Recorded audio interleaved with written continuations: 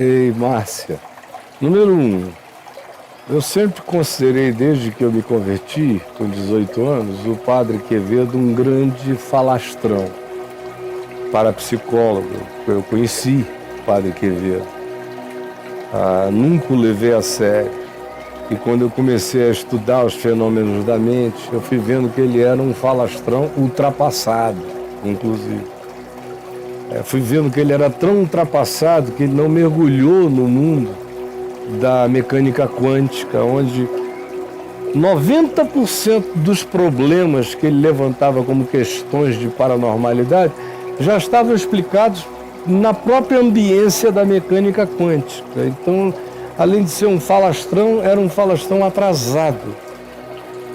Padre Quevedo. Gostava também muito de um show, de uma performance, de um teatro. Desculpe a franqueza, nada que eu já não tenha dito antes, enquanto ele vivia. Segunda coisa, aonde estão esses corpos incorruptíveis, minha filha? Aonde estão? Aonde estão esses corpos católicos e somente católicos, mais de 2.000 incorruptíveis? Onde estão?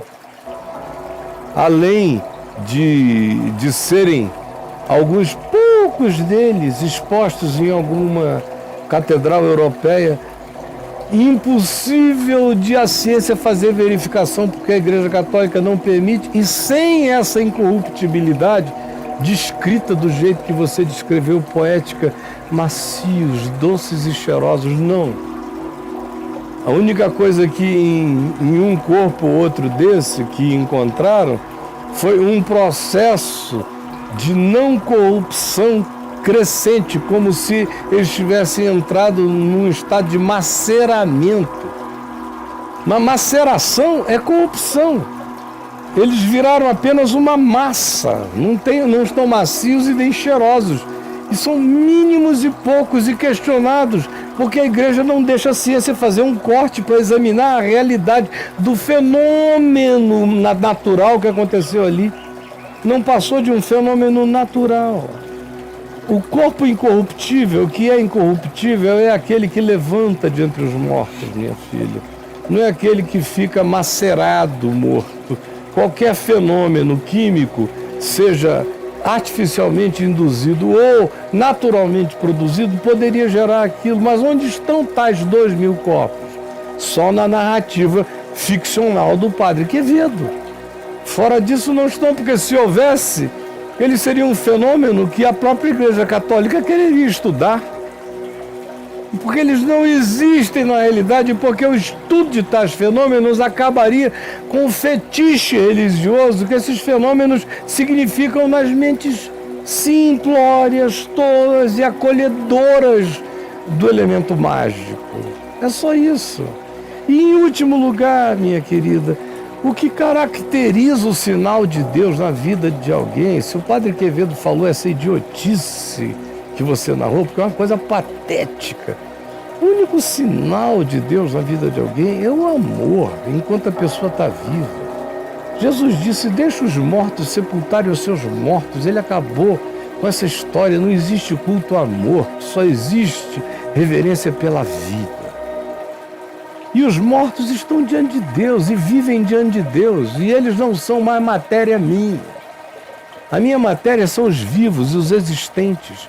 E o sinal de Deus, o milagre de Deus, não que valide o cristianismo, porque o cristianismo é uma invenção humana de Constantino, é uma grande hidra.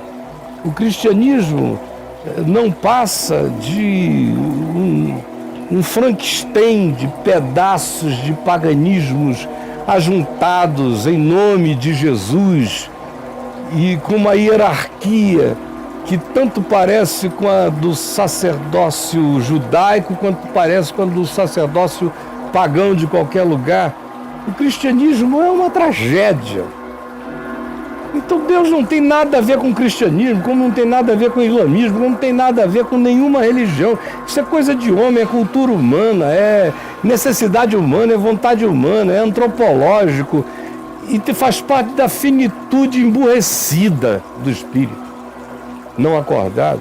Porque quem está em Cristo mesmo, se o padre Quevedo tivesse entendido o Evangelho, não tivesse ficado preso nas mirabolâncias e nas falastrices dele, ele teria entendido que não há lugares sagrados, não há corpos sagrados, não há fetiches, não há nada.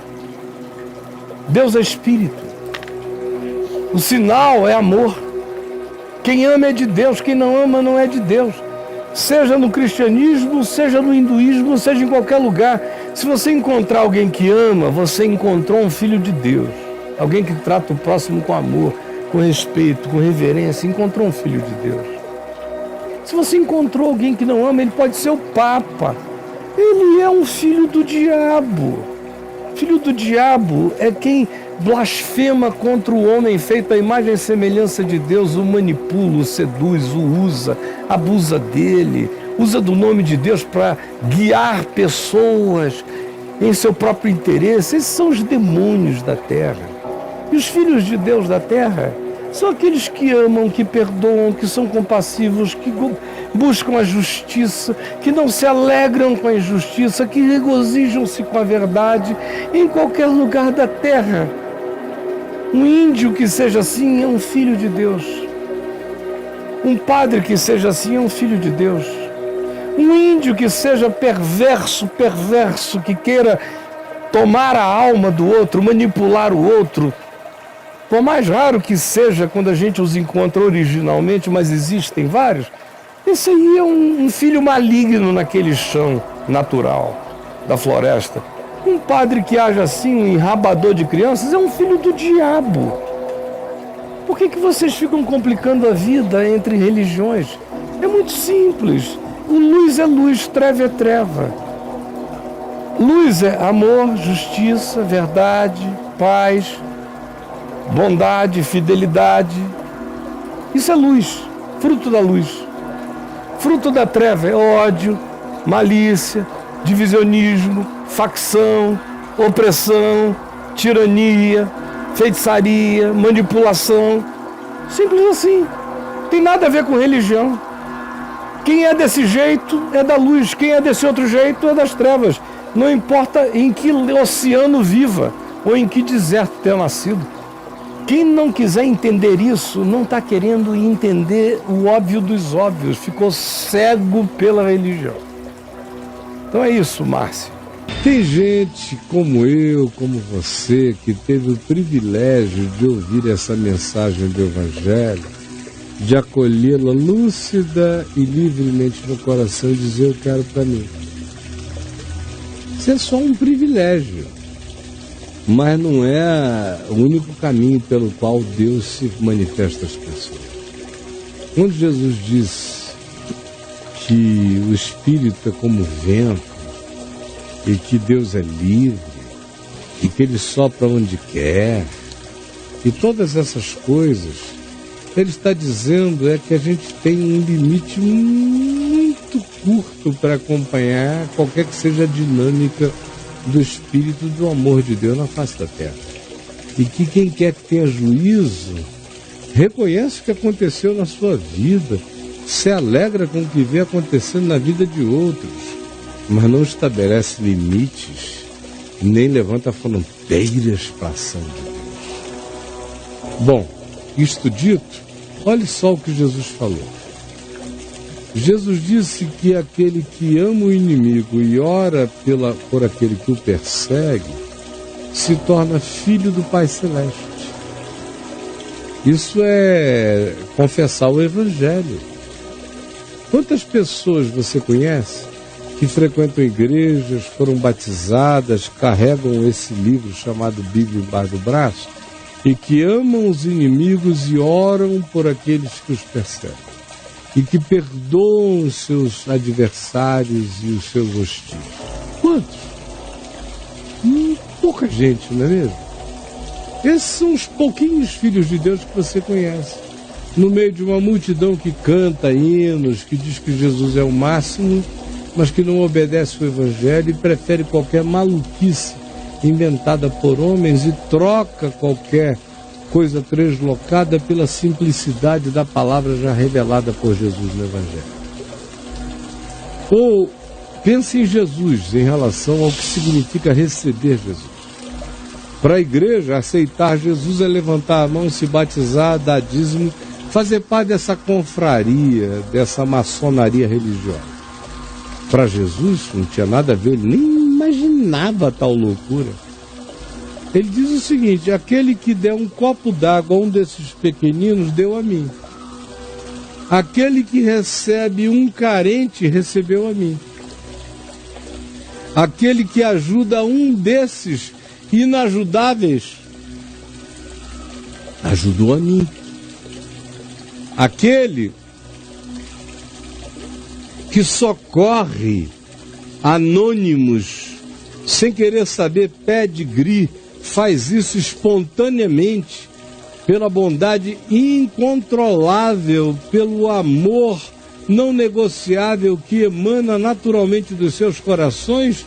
Esses são aqueles que ouvirão Jesus dizer: vinde benditos do meu Pai, tomai posse do reino que vos está preparado desde antes da fundação do mundo. Enquanto os que disseram a ele: não, Senhor, a gente não ajudou esse pessoal porque não tinha uma cruz, não tinha uma bandeira, não tinha uma insígnia, não pertencia a uma igreja. A gente nunca achou que era o Senhor, a gente sempre achou que era só gente. A gente sempre achou que era só gente. Gente pagã, gente sem Deus, gente que a gente achou amaldiçoada porque estava tão pobre, tão carente, tão perdida. A gente nunca fez nada, a gente nunca, todavia, imaginou que o Senhor tinha qualquer coisa a ver com isso. A esse Jesus diz: afastai-vos de mim, perversos. Então, minha querida Miriam, esse é o critério, sempre foi. Quem ama é de Deus, quem não ama não é de Deus. E o amor não é feito de palavras, nem de confissões, nem de canções, nem de gratidões verbais. Tudo que concerne a Deus tem que se transformar em fruto de vida, de prática, de acolhimento, de sequência, de misericórdia, de abraço, de ajuda, de socorro, de verdade, de sinceridade. O que não for assim, pode ter o que tiver como cara, é uma falsificação que não se traduz como sendo relação estabelecida com Deus, por uma razão simples. Deus, segundo Jesus, segundo o Evangelho, decidiu ser amado no meu amor praticado em relação ao meu próximo. Não dá para amar a Deus fora do próximo. Amar esse Deus que eu não vejo, Deus diz que é um amor que ele não considera amor. O único amor que ele respeita no homem é o amor do homem pelo homem, especialmente quando o amor trata do homem avesso ao seu desejo, à sua ideologia, à sua concepção e ao seu capricho. É isso que o Evangelho ensina. Por isso tem gente na terra inteira conhecendo o Evangelho sem a informação sobre Jesus, enquanto há milhões de cristãos com a informação de Jesus sem nenhum Evangelho na vida. É por isso que muitos virão do norte e do sul, do oriente e do ocidente, tomarão lugares no reino de Deus, enquanto esse pessoal todo das igrejas ficará do lado de fora, batendo na porta e não vão entrar, porque Deus na boca deles foi apenas blá, blá, blá.